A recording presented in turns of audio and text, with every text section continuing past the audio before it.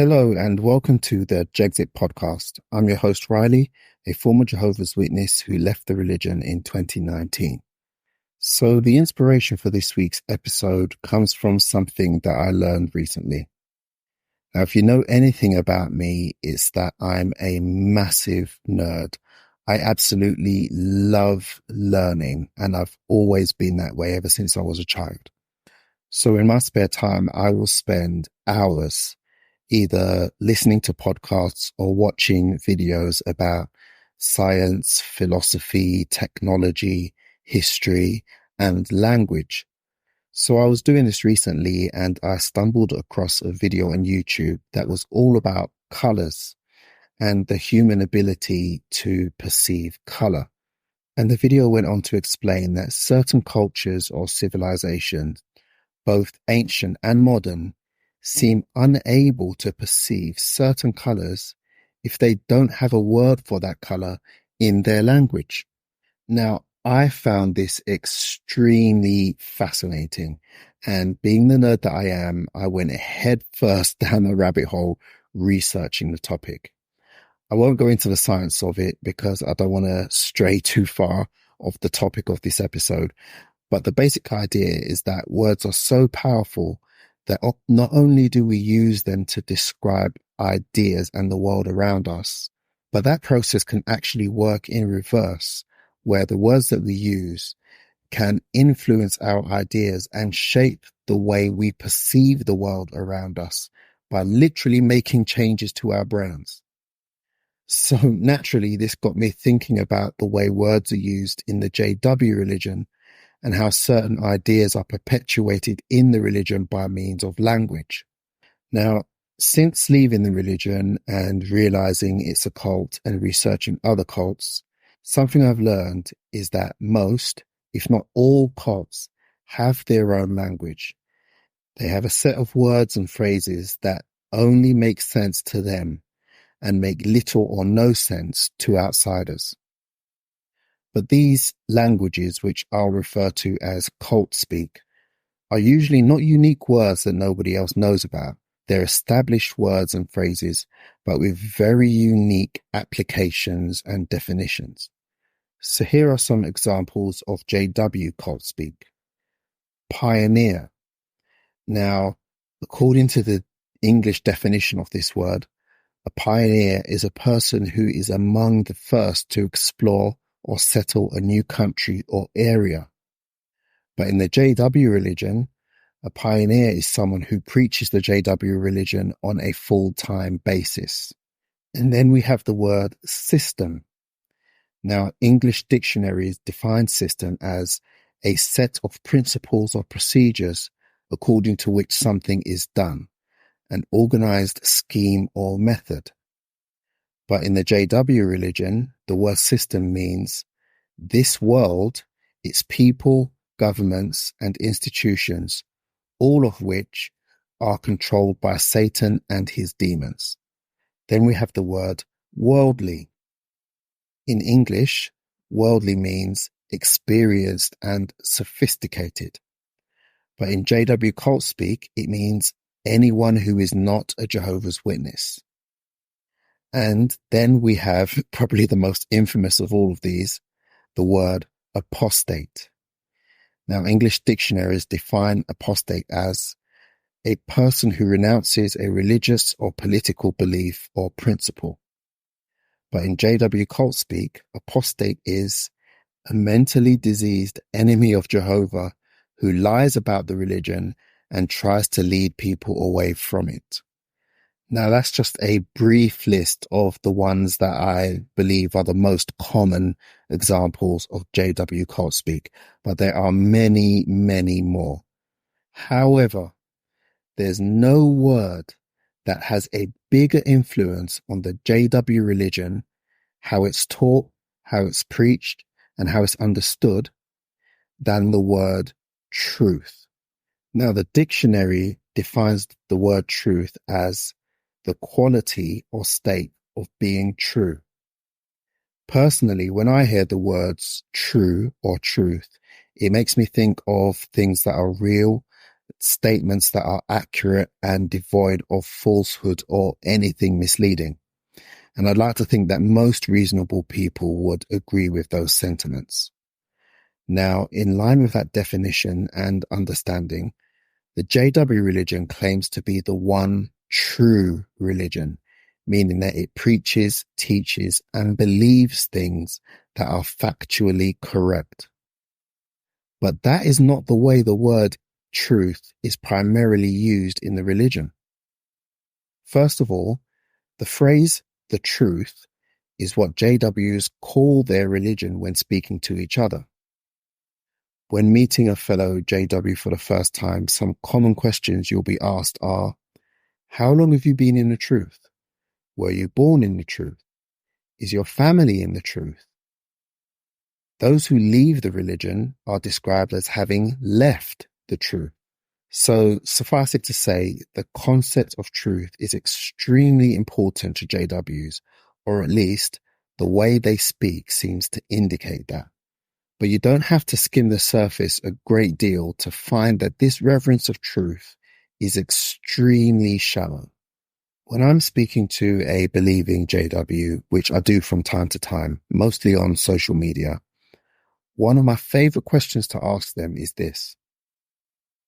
If the governing body were aware of a genuine, real, and factual situation within the organization that was guaranteed to seriously shake the faith of any Jehovah's Witness who heard of it, would they share that situation with the worldwide brotherhood?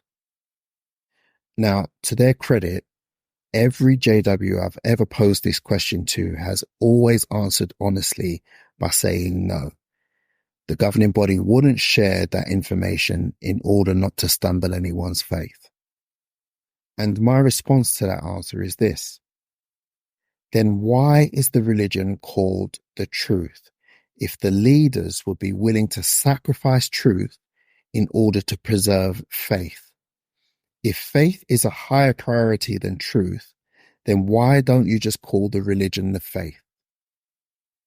That's when I'm usually met with stunned silence.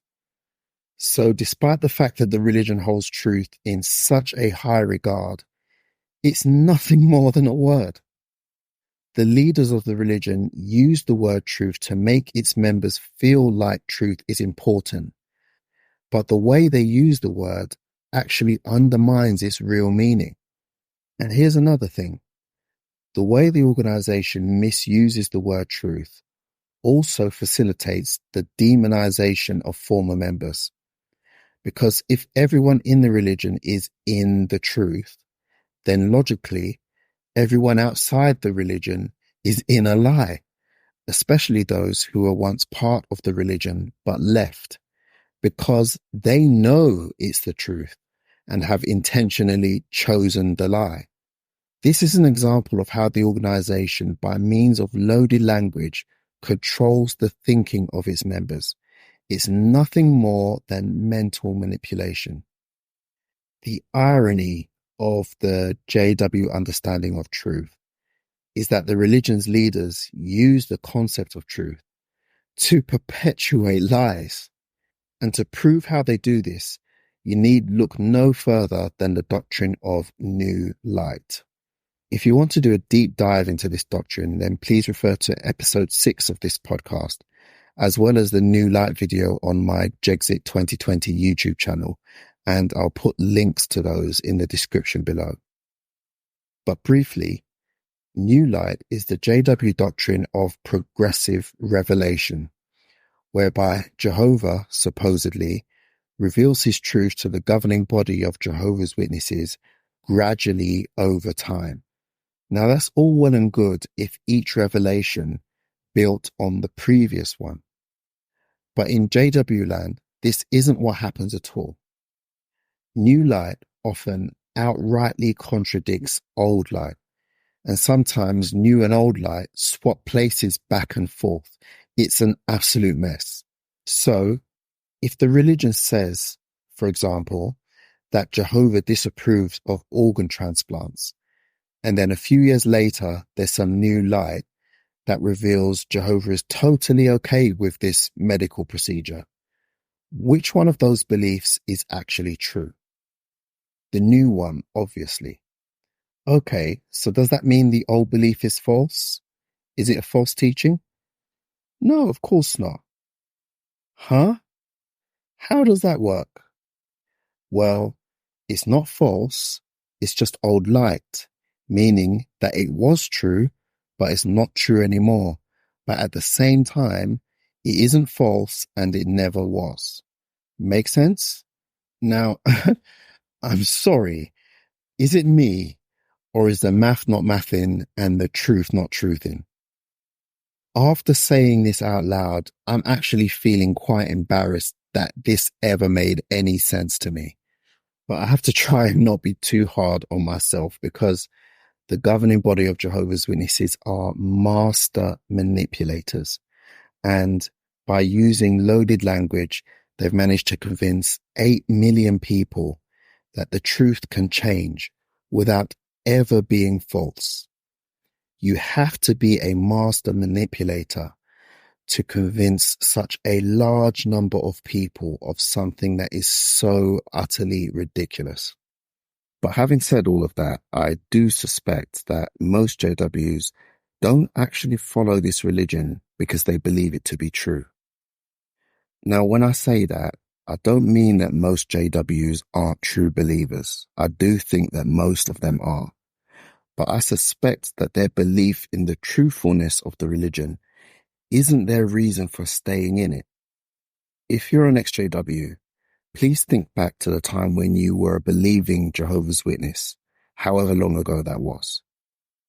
Do you recall ever hearing a fellow believer say, well, even if this isn't the truth, it's still the best way to live?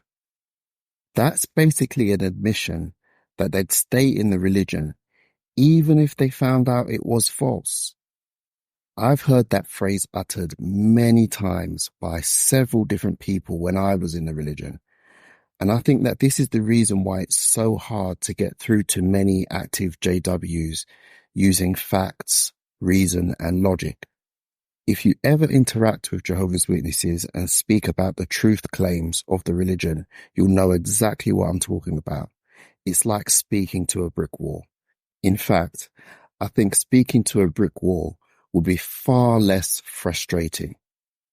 Now, I'm a firm believer in the maxim, you can't reason someone out of an opinion or belief that they weren't reasoned into. I've experienced this many times in my life in a variety of different circumstances, both related to the religion of Jehovah's Witnesses and non-related. And it's a statement that I swear by. So how does that statement apply to JWs in this situation? Intuitive reasoning would lead you to conclude that if someone holds a belief that is provably false, all you need to do is demonstrate the error with facts and logic, and then they'll change their mind, right? Wrong. Human beings are far more complicated than that. It all depends on why they hold that belief in the first place.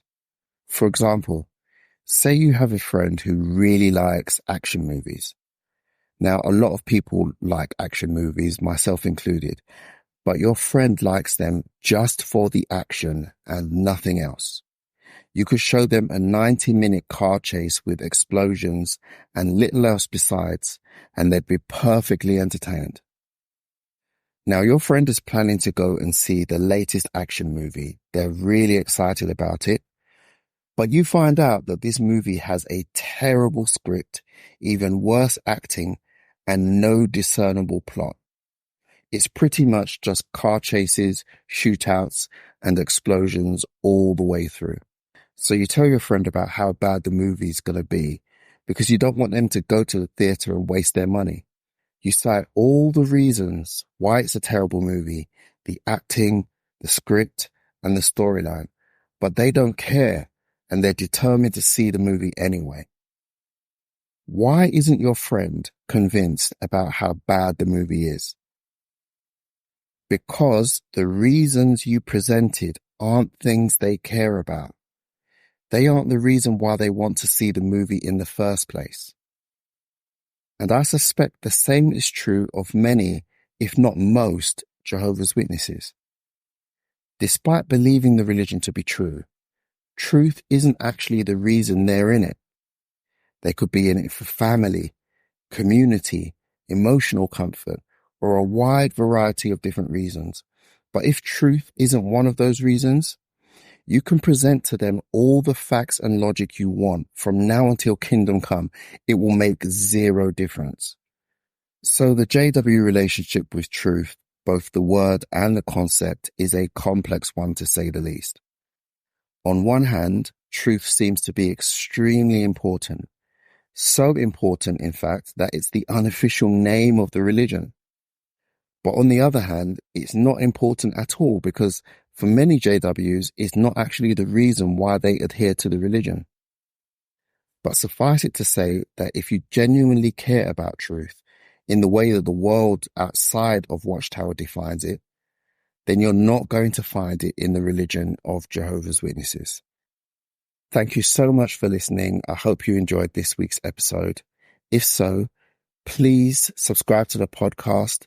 And if you're listening to this on YouTube, please give the video a like, subscribe, and also comment, as this really helps to get the podcast in front of as many listeners as possible.